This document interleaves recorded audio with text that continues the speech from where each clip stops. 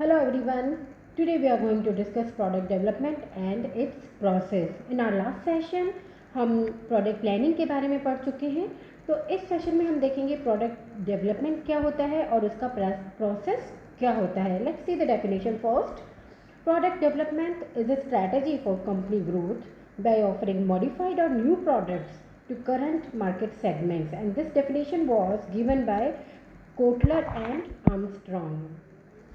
देखिए, साधारण शब्दों में इसे समझने की कोशिश करते हैं। उत्पाद विकास से तात्पर्य नए उत्पाद के विकास से लगाया जाता है, यानी इसमें वे सभी कार्य सम्मिलित होते हैं जो किसी नवीन उत्पाद के विकास के लिए आवश्यक होते हैं। ठीक है, तो ये जो डेफिनेशन कहती है, it's a strategy for company growth. एक कंपनी जो ग्रोथ चाहती है तो वो क्या कर सकती है, जो उसके एग्जिस्टिंग प्रोडक्ट है या तो उन्हें मॉडिफाई कर सकती है या फिर मार्केट में कोई नया प्रोडक्ट ला सकती है जो उसका करंट मार्केट सेगमेंट है उसी में। That is called product development. यानी उत्पाद विकास एक ऐसी व्यू रचना, एक ऐसी स्ट्रैटेजी है जिसके अंदर जो विद्यमान बाजार हैं उसकी अपेक्षाओं के अनुरूप नए उत्पादों का विकास कर बाजार में उसे प्रस्तुत किया जाता है। ठीक है, अब देखते हैं प्रोडक्ट डेवलपमेंट प्रोसेस क्या होता है। यहाँ पर इसकी मुख्य 6 स्टेजेस हैं, जिसमें पहला है generation of ideas, screening of ideas, business analysis, product development, test marketing and the last one is product commercialisation. चलिए इन्हें डिटेल में समझते हैं। तो first one is generation of ideas, यानी नए विचारों की उत्पत्ति, नए विचारों का जन्म। देखिए, जब भी कोई फर्म नया प्रोडक्ट मार्केट में लाना चाहती है तो उसे सबसे पहले उस नए प्रोडक्ट के बारे में कुछ आइडियाज़ लेने होते हैं, और इस आइडियाज़ के सोर्सेज कहाँ से मिल सकते हैं। उसे जो अपने एग्जिस्टिंग कंज्यूमर्स हैं उनसे कुछ फीडबैक मिला हुआ रहता है कि कौन सा प्रोडक्ट कंज्यूमर पसंद करते हैं, उनकी चॉइस वगैरह। तो वो चीज़ें उन्हें, जो फीडबैक है वो उन्हें कंज्यूमर से मिल सकता है, या कंपनी के जो एम्प्लॉयज़ हैं, चाहे वो किसी भी डिपार्टमेंट के, चाहे वो प्रोडक्शन डिपार्टमेंट के हों या फिर किसी और डिपार्टमेंट के, जिन्हें ज़रा भी इस चीज़ के बारे में नॉलेज होता है, वो उसके सोर्स हो सकते हैं। कई बार मीडिएटर्स, यानी जो रिटेलर्स या होलसेलर्स होते हैं, वो भी नए प्रोडक्ट के बारे में आइडियाज़ दे देते हैं कि मार्केट में किस तरह के प्रोडक्ट की डिमांड है और कौन सा जो प्रोडक्ट है वो मार्केट में नहीं चल पाएगा। और कई बार ये आइडियाज़ हमें कॉम्पिटिटर्स से भी मिल जाता है कि जो कॉम्पिटिटर्स हैं उनके एग्जिस्टिंग प्रोडक्ट्स क्या क्या है, उनमें क्या कमी है, या हम सेम वैसा ही प्रोडक्ट मार्केट में ला सकते हैं या उसमें कुछ मॉडिफिकेशन करके प्रोडक्ट मार्केट में लाया जा सकता है। और जो फर्म के जो विक्रय करता है, जो प्रोडक्ट को सेल करते हैं, उनका डायरेक्ट लिंक होता है कंज्यूमर से, तो वो भी इसके बारे में कुछ अच्छे आइडियाज़ दे सकते हैं। इसके अलावा टॉप मैनेजमेंट, क्योंकि टॉप मैनेजमेंट के अंदर वेल क्वालिफाइड लोग होते हैं और उनका बाहर या ग्लोबल लेवल पर भी लोगों से कम्युनिकेशन बना रहता है, तो उन्हें न्यू आइडियाज़ मिलते रहते हैं। या फिर रिसर्च प्रोग्राम, जो कंपनी का रिसर्च एंड डेवलपमेंट डिपार्टमेंट होता है, उसके थ्रू भी न्यू आइडियाज़ मिल सकते हैं कि किस तरह का प्रोडक्ट मार्केट में नया बनाया जा सकता है, या किस तरह की डिमांड हो सकती है, या किस तरह के सिचुएशन में किस तरह का प्रोडक्ट फिजिबल रहेगा।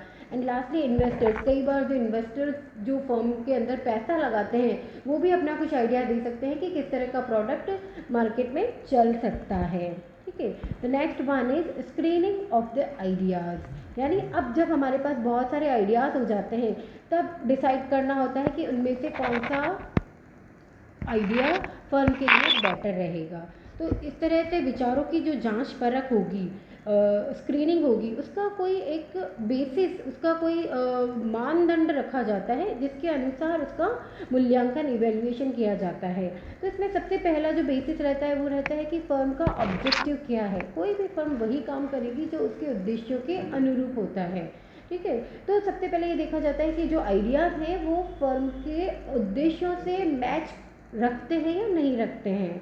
Okay, the next one is practical applicability, यानी उस आइडिया को व्यवहारिक रूप से भी लागू किया जा सकता है या नहीं किया जा सकता है। And then newness of the product, फिर ये भी देखा जाता है कि जो प्रोडक्ट हम मार्केट में नया लाना चाह रहे हैं, डेवलप करना चाह रहे हैं, उसमें नवीनता है कि नहीं, क्या वो कंज्यूमर्स को अट्रैक्ट कर पाएगा या नहीं कर पाएगा। ठीक है। उसके बाद उसका नेक्स्ट इवेल्यूएशन का बेसिस हो सकता है availability of raw materials, technology और कैपिटल। देखिए ये हालांकि इतने इंपॉर्टेंट पॉइंट नहीं है, लेकिन फिर भी एक बहुत बड़ा क्राइटेरिया होता है कि अगर फर्म के पास कैपिटल ही नहीं है तो कंपनी न्यू प्रोडक्ट जनरेशन के बारे में, न्यू प्रोडक्ट डेवलपमेंट के बारे में नहीं सोच सकती है। ठीक है, अगर मार्केट में उसका रॉ मटेरियल ही अवेलेबल नहीं है तो अगेन आपका जो आइडिया है वो that can not be practically completed. तो ये चीज़ें भी इम्पॉर्टेंट एक रोल प्ले करती हैं। The next one is marketing ability. क्या फर्म के पास एबिलिटी है इस तरह का जो न्यू प्रोडक्ट हम बनाने जा रहे हैं उसको मार्केटिंग करने की। देखिए हर प्रोडक्ट एंड हर सर्विसेज के लिए कुछ डिफरेंट मार्केटिंग स्ट्रैटेजीज होती हैं। तो एक ये भी एक इम्पॉर्टेंट पॉइंट है कि कंपनी के अंदर, उस फर्म के अंदर मार्केटिंग एबिलिटी है या नहीं है उस प्रोडक्ट को डेवलप करके जब हम उसे मार्केटिंग करना चाहते हैं तब। ठीक है, and the last one is impact on firms goodwill. उस नए प्रोडक्ट का फर्म की गुडविल पर क्या प्रभाव पड़ेगा। ठीक है, तो these are some basis of evaluation. हालांकि देखिए ये मार्केटिंग का एक सबसे बड़ी चीज़ है कि कोई भी जो टॉपिक होता है वो साइंटिफिकली नहीं होता है कि ये ही these are the only points. Marketing एक ऐसा क्रिएटिव सब्जेक्ट है जिसके अंदर हम अपने न्यू आइडियाज़ को हमेशा एड ऑन कर सकते हैं।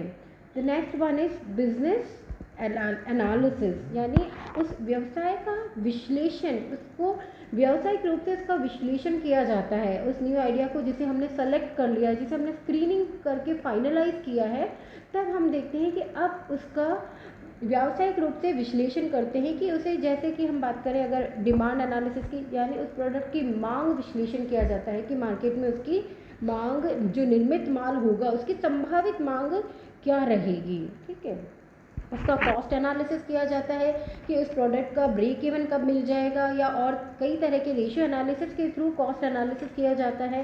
देन प्रॉफिटेबिलिटी एनालिसिस किया जाता है कि उस प्रोडक्ट का, वो जो प्रोडक्ट नया हम जो बनाने जा रहे हैं उसकी लाभदेयता कितनी होगी। ठीक है, और द नेक्स्ट वन इज उसका प्रोबेबल लाइफ साइकिल क्या रहेगा। देखिए लाइफ साइकिल हम पढ़ चुके हैं प्रोडक्ट का, तो उसका जो लाइफ साइकिल है वो लगभग कितना रहेगा। कहीं ऐसा नहीं है कि हम उस प्रोडक्ट को हम मार्केट में डालें और बहुत ही जल्दी वो अपनी मेच्योरिटी लेवल पर आ जाए, तो फिर ऐसे प्रोडक्ट को मार्केट में लाने से कोई फ़ायदा नहीं होता है।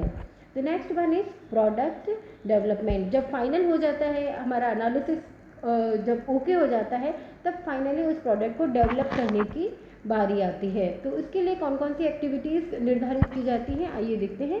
इसमें पहला है प्रोडक्ट के एट्रीब्यूट्स डिसाइड किए जाते हैं, यानी कंज्यूमर्स की जो इच्छाएं हैं, डिज़ायर्स हैं, या उनकी जो चॉइसेस हैं, उसके अकॉर्डिंग किस तरह की क्वालिटी, कलर, फॉर्म, उसकी साइज़, डिज़ाइन, इन सब चीज़ों से रिलेटेड डिसीज़न इसमें किए जाते हैं।